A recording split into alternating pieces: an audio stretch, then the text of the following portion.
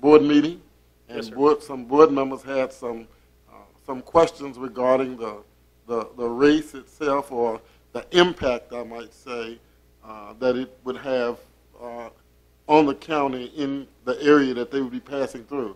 So having said that, I will allow you to tell us. You may answer questions that we have even before we ask them, if you would like to give us a short synopsis of just what it is you want to do, which we know, but talk about the impact as far as the county is concerned and so forth. Okay? Sure.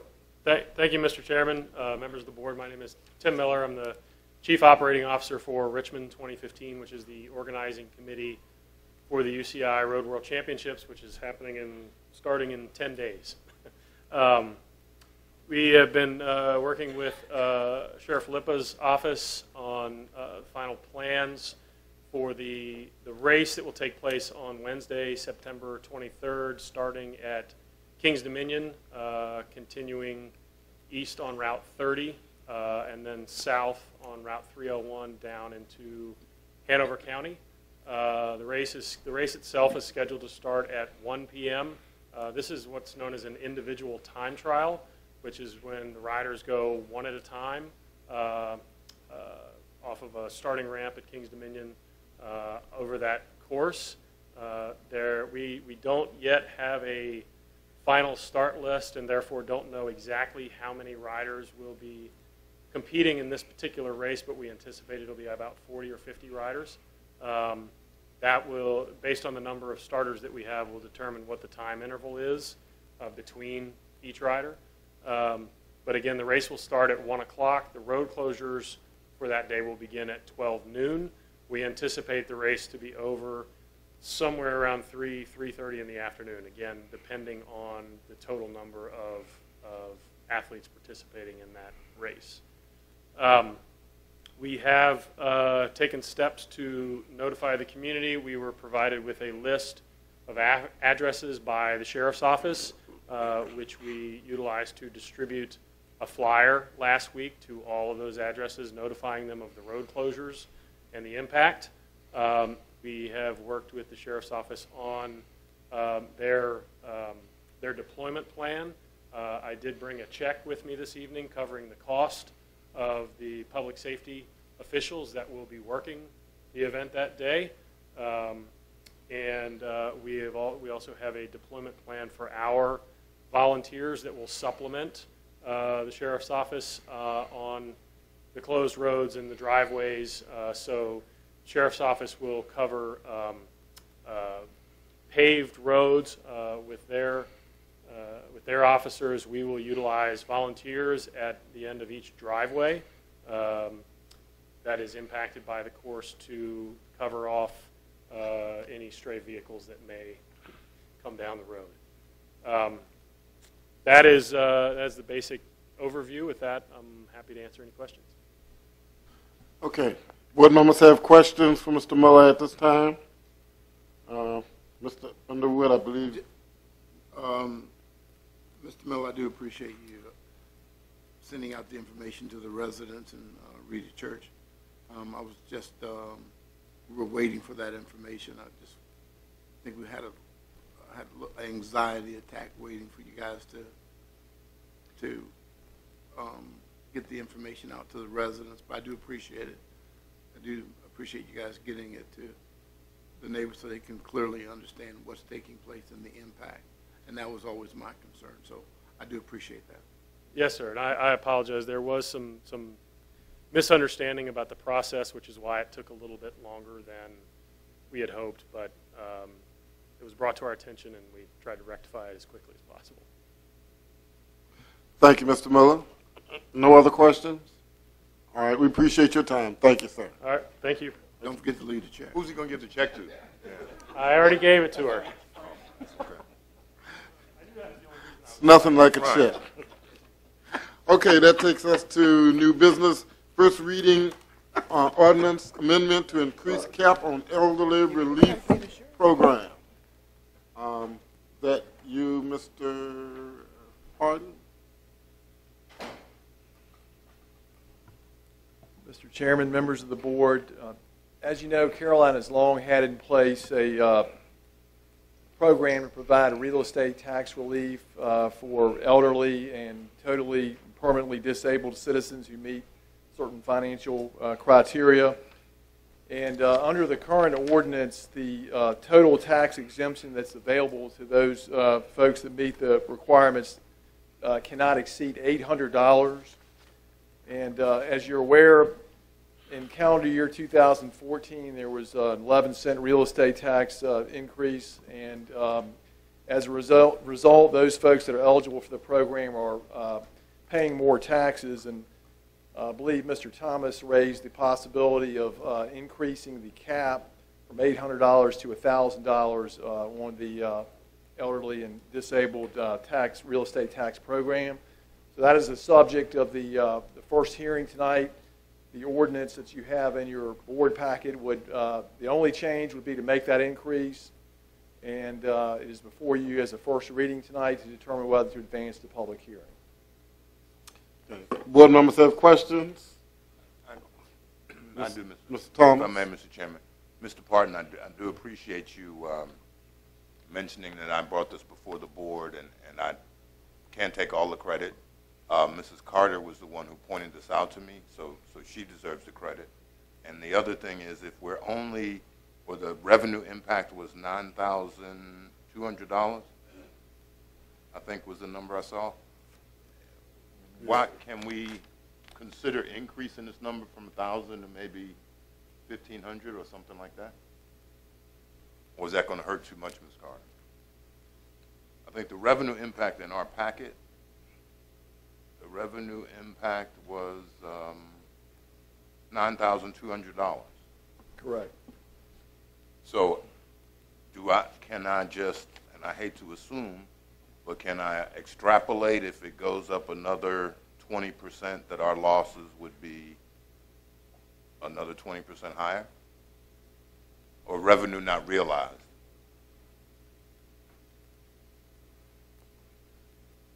I do want to mention one benefit that you have in your elderly program, which we are kind of in the minority of the counties across the state.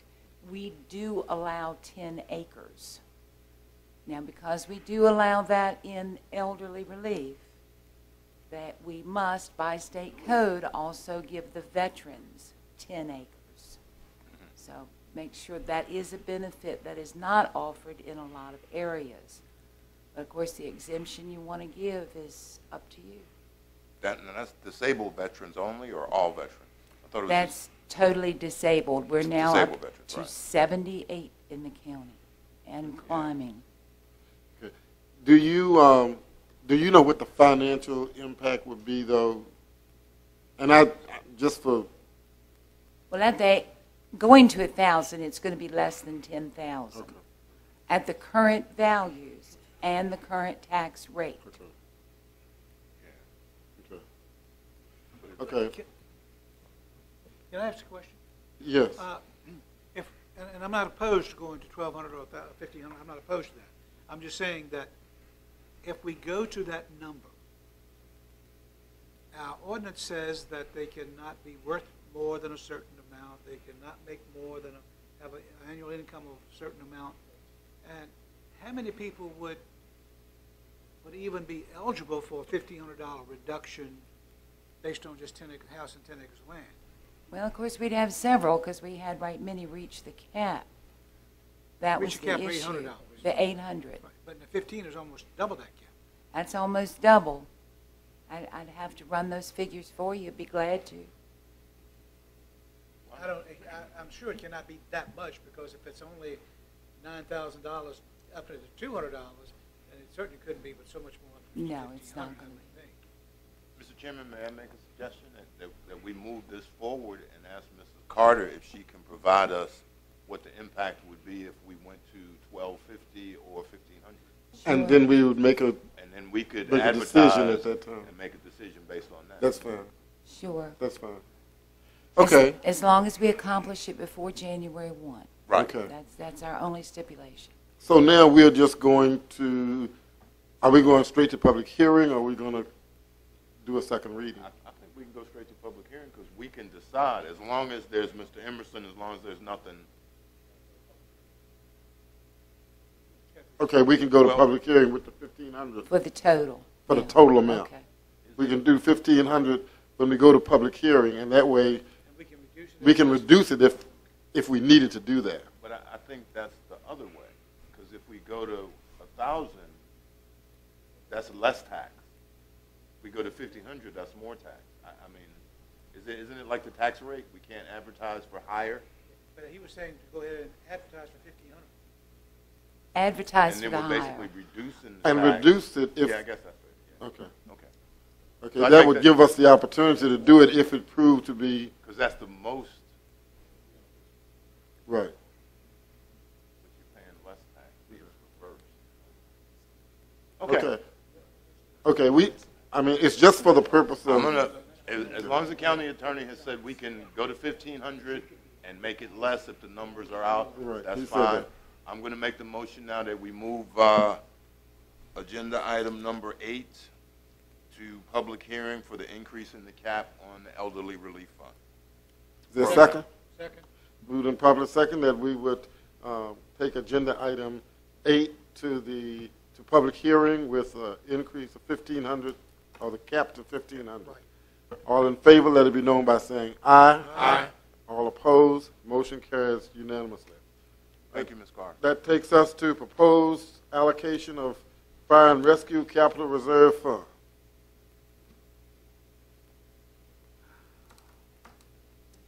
Mr. Chairman, members of the board, good evening. Good evening, sir. Before you, you have the capital reserve for fire and rescue. In Mr. Parton's cover letter, the capital reserve is $294,000. I'm asking for allocation to projects of $149,000 of that amount. Those projects are detailed in your packet. I'll just give you a quick overview. Allocating $20,000 to the Bowling Green project. That is in addition to what has been set aside in the CIP, bringing that project, at least the county's cost, to 50% of the funding. To fund the emergency vehicle preemptive program on the traffic lights. We had applied for that last year in a grant in the Rescue Squad Assistance Fund that was not funded. That is a project that allows fire trucks and ambulances to turn the lights green in our direction of travel well before getting to the intersection, so people have an opportunity to clear out of the intersection and we can pass through on green. The other one is the Rescue Squad Assistance Fund grant match that the board already approved at 80/20. And the last is buy an additional advanced life support defibrillator for that ambulance if awarded at $33,000.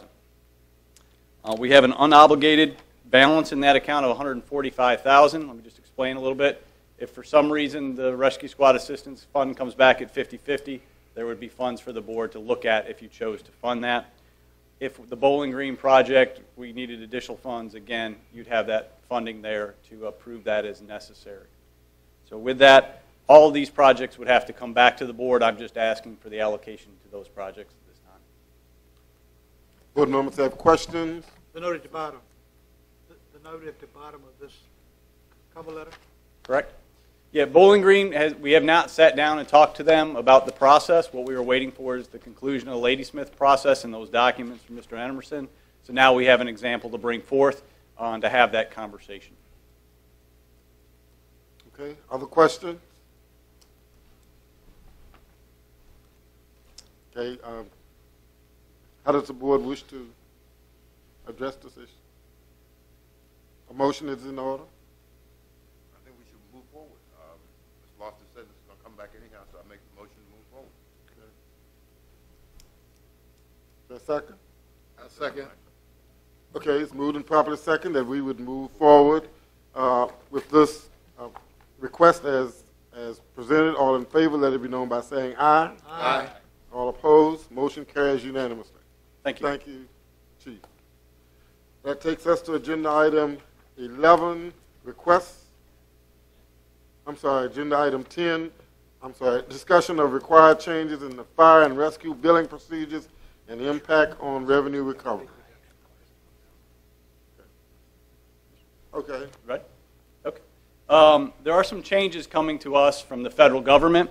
And these really focus around our effort to revenue recovery off of EMS calls.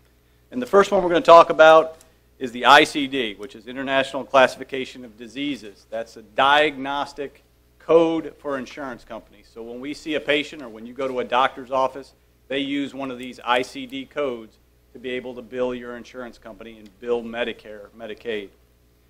The change is a long-standing change. These codes haven't been looked at since about 1980. And so this change will bring us up to 68,000 different codes for diagnostics. We have 13,000 today. Chief Loftus, can you stop there 1 second? Because I saw 13,000 to 68,000. And my question is, this is a federal mandate that's impacting us? That's correct. I think we need to stop right here, and we need letters to go out to our congressmen and our 2 U.S. senators, because we're asking our EMTs and all of our folks here that actually render help to be diagnostic geniuses to know 68,000 codes that there's no possible way we're going to get right and we're not going to get paid for any service. Well, they don't need to know the individual codes, but what we need to do is provide the information on our call sheet to allow that insurance coder to get enough information to make that code jump. And we gave an example. I just see this as a huge bottleneck. But you got 16 codes in the first example, 16 codes now for a broken leg. And that's my going point. to go to 1,500 codes I think for a it's broken time leg. for us to draft a letter. One broken leg. I think it's time for us to draft a letter and let everybody in D.C. see what's going on. Because when I read this, I was like, you got to be kidding me. Me too. 68,000 different codes. But the first part was you anticipate $150,000 revenue loss, though. Yeah, here's one of the things. This is a drastic change for our providers, okay, from what they were taught to where we are today. So when we go back and try to make sure our providers are putting enough detail in the patient care report, we're really retooling them from the ground up. That's going to take a little bit of time, and the reason why I'm here today is just to tell you the impact that we're kind of predicting between this and another program on our revenue collection. It's not a 100% guarantee, but I think you should know about it well in advance, as we know about it. Mr. Seeley, I had the same reaction when we looked at these. It's a big change. I think at this point, I'd like to see us as a board send letter to both Senator Kane, Senator Warner, and Congressman Whitman and lay this out. Because what it's going to do to us locally, revenue-wise, as well as all the folks in the field, what it's going to require them to be able to do, is we're going to be doing paperwork in an infinite loop when there's not enough information. And it's going to be over and over until we have a backlog we can't get through. And the more paperwork I do, the less time I have to respond to actual emergencies. Thank you. Okay, could we, Chief, could we ask that you and staff put together a letter on behalf of the board requesting, or not necessarily requesting, just talking about the impact that this is going to have on the locality. And at least we will have stated our concern. And not only the locality, Mr. Taylor, but on volunteers as well, because when you bog somebody down in this, they're going to go, this is too hard for me. And let's start with VACO. We can Well, send this to VACO to get their help, too. I think we need to push this out, because this is, when I saw that, I couldn't believe it. I thought it was a typo until you said it again, because I have it circled. And then I was wondering if this was part of the Affordable Care Act, and you have already said it's not. No, this So- was in effect. This change was pending. No, I mean, I'm just looking to where this came from. We can find a way to. Well, I'm just saying that if this came out of thin air, thinking this about is it, though. somebody just contemplating how to slow everything down. They've done it. They want more detailed information, That's correct. but they don't want to give anything just to get that information. Well, then it's incumbent upon us as a county to train these folks who may be volunteers or paid staff that all they're going to be doing is sitting there doing this endlessly. If I break my leg, I really don't care what code you put on. Right. I want you to fix my leg. I don't care what code you put on. there. And you That's don't what they care if want. you get paid for their ambulance ride or not. You just want to go get your leg fixed. Well, that's going to happen anyway. Okay. The I level of understand care that, is but not going to what change. it's going to do to fire and rescue in your budget as these decreases continue is it just comes further and further on the backs of our budget. Okay. And maybe we could, Mr. Chairman, if I may, last comment, maybe we can kind of relate this to the number of extra people we'd have to respond In to order all to of this. make this. Because that's an impact everybody would understand. Okay. I mean, if I need 10 more EMS people because I got to do this now, that's several $100,000 that they need to know the county doesn't have unless they don't want us to support another federal program. Okay, We'll Chief, prepare a letter. we would get you to prepare a letter, and we can also, as Mr. Thomas said, ex-VACO to Yeah. become involved as well. Okay. We've got one other change that's pending on the second page is our method of data collection. This is a state mandate.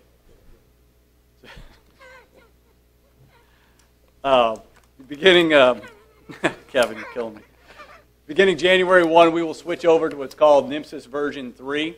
And that will be, again, for us as an organization, retooling of how we collect data in the field to meet the state requirements for data collection. They are two separate things.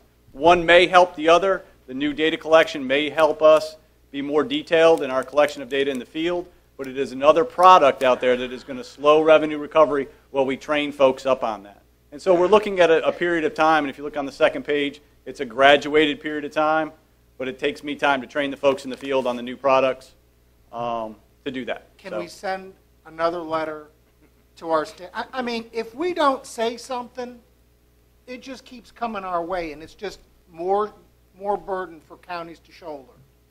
And I think it's time to say something.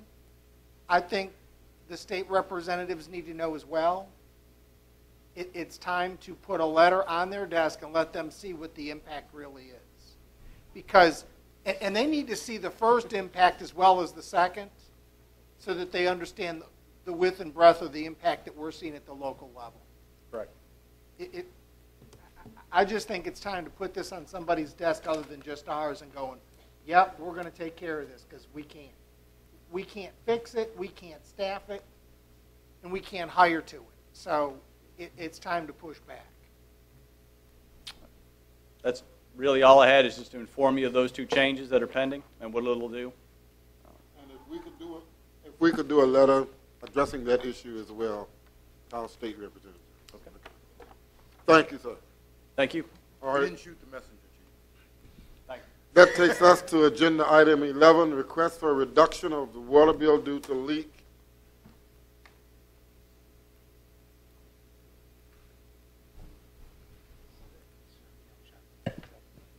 Good evening, Mr. Chairman, members of the board. Good evening, sir. We received a request from Lynn's Gourmet Restaurant in Ladysmith for a reduction in their sewer bill. In March, they developed a leak, and they called us during the second month of having the leak that they had a high bill. We sent staff out to investigate and found that they did have a leak between the meter and the building. We informed them that they needed to have that repaired in a timely manner, defined by code as 2 hours. For 2 months, they continued to have a leak without repairing it. And when we noticed the bill got extremely high, we went out and visited them again to make sure that they were in the process of repairing that and to prepare them for the $2,000 bill that they were getting ready to receive for that month's water and sewer usage. With that, they responded to the property owner to have that fixed, and in a timely manner. At that point, they did have it fixed. During that time, though, they did experience over $4,000 in water and sewer expenses. The code does allow the director to be able to rebate a leak if it's repaired within a timely manner. As this was not repaired in a timely manner, I didn't see how, in good faith, I could do anything other than give them that first month. And that's what I did and gave them, as the code calls for, 2 times their normal usage, which ended up being a $366 rebate. I sent a letter to them. In response, they had asked if there was any way that the board, they called me asking, is there anything else that we could do? They didn't think that was fair because of the extreme amount of the utility bill. I advised them there was nothing that I could do. However, they could write a letter to the board requesting for an additional refund. I told them there's no way I could support any further discount off of the water rate, that they'd have to pay the full water rate, as we actually had to pay to produce that water. However, since the leak was between the meter and the building and did not enter the sewer system, and I did not have to treat that, that I thought it was reasonable to recommend that we could waive any additional fees on the sewer side other than what their normal fee would be. So my recommendation to the board would be to rebate $3,544.03 of their sewer bill, which they did not actually go into the sewer. The board can do it as they wish or see fit, but that was kind of my recommendation, what I thought was a workable solution for their issue. They did seem to think that there was some kind of a language barrier between us and the restaurant staff. My staff indicated that there was no issues at all. They understood. We've dealt with them in the past on other issues with no issues at all. But so we didn't think that was a problem, but again, that was our interpretation on there, and there may have been an issue. So with that, I'll be glad to ask any questions the board may have.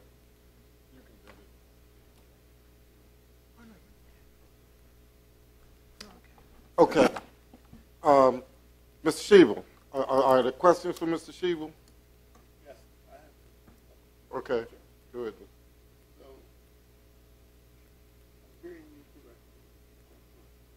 if I'm hearing you correctly, you notified them that they had a leak, That's correct. correct? And you made an adjustment in the 1 month, The first month out of the the 4 first months. month out of the 4. That's correct. They failed to repair the leak after you notified them of the That's leak. correct. For 2 months, until you brought them the bill. Right, and we didn't issue the rebate until it was fixed. So Right. we didn't issue any rebates I'm until not- after it was I'm not totally there fixed. yet, I understand. So you did a notification. You said the proper process is that once I'm notified, then within 2 hours it should be corrected. That's correct. That's the process that's Yes, in sir. place. Yes, sir. Okay, thank you. I have a question. Mr. Sealy? In the summary that I have, it says with regards to the April through June, Mr. Shebel recommends a rebate of $2,809 of the $3,544. Mr. Seeley, you're absolutely correct. I read you the number of the total amount of their bill. I'm sorry. Okay, You're and that's correct. fine because, I mean, I'm inclined to go along with your recommendation based on the scenario that I read. And just wanted to make sure I read it correctly. Thank you. Thank you. Other questions? A motion is in order to accept Mr. Mr. Chairman, you know, I understand and I agree with what Mr. Underwood has said, and I know that, but I was told when they contacted me that there was a language barrier. The restaurant operator didn't even notify the property owner at that point that there was anything wrong. The property owner did not know there was anything wrong with the leak, and so until a couple of months later, and I think maybe somebody in your department notified them as well. Actually, it was the same. We notified staff at the restaurant. Okay, the I same believe- week? Well, it was 2 months. They called us Right. to tell us they had a leak. So they knew they had a leak because they reported a high bill. When we responded to see what it was, we found that there was a leak. We told them that they needed to have that repaired. 2 months later, when they got an extremely high bill, we went back out again to talk to them, and they had not fixed it yet. When we told them how much the bill was going to be, then they called the property owner. Yeah, that's what I'm saying. That's what they call the proper. The first time around, they did not call the property owner to even notify them that they had a leak. That's correct. So if the board will support the 2008-09-03, then that's what I would make a motion that we reimburse them on the sewer-only portion, not the water portion. Second. It's been moved and properly second that we would support the reduction in the sewer only, but not the water. All in favor, let it be known by saying aye. Aye. All opposed, motion carries unanimously. Okay. Mr. Thomas? He's the only one. I thought, but just for the record. Aye.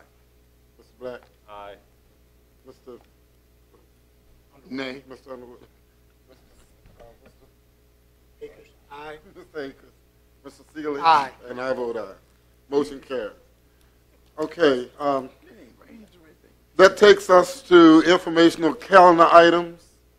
Capital projects update. Mr. Chairman, members of the board, we included your capital projects update. As you can see, the radio system is 87% complete, as you heard earlier tonight. You can see that things haven't changed much on the school renovations yet. And they just signed those contracts. Everything else, I think wastewater treatment plant construction is complete 100%.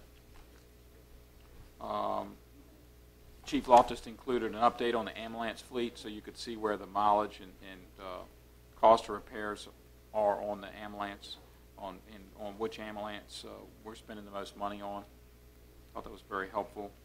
Some pictures of some of our newer ambulance. And then on our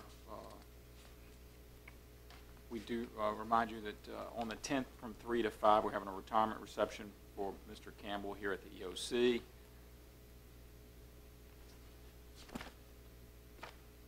There's the Ruatan meeting in Port Royal, Mr. Taylor, that you have on the 17th. Bike race we just went over on the 23rd. State Fair starts on the 25th, runs through the first weekend of October. We have a meeting on the 22nd, 6 o'clock. Bowling Green Fall Festival on the 17th, our regular meeting on the 13th. And it's a long way off, but our RACSB legislative get-together at their building across from the high school is on the 27th, which is our regular Tuesday. We normally meet every year. And I know that our former representative is still active in making sure that we're there. Okay. Okay. All right. That takes us to closing board comments. Do you have any, Mr. Thomas? I just wanted to thank Chief Loftus while he was still here. I had a senior citizen call about an unauthorized burn, and I think it was actually Mr. Akers' district, I'm not sure, but it was on Route 1. And Chief Loftus investigated, called the person back, and basically made her and the Burn E feel much better about what they were doing. So I do appreciate your help, Chief. Thanks a lot. Okay. Is that all, Mr. Thomas? That's all. Okay, Mr. Black? No, sir, Mr. Chairman. Okay. Mr. Underwood? No, sir, Mr. Chairman. We got to close. Mr. Akers? No, sir, Mr. Chairman. Mr. Sealy? No, sir, Mr. And Chairman. I have none. Motion to adjourn? Is in order. Motion to adjourn. Second. Moved properly seconded. We are adjourned.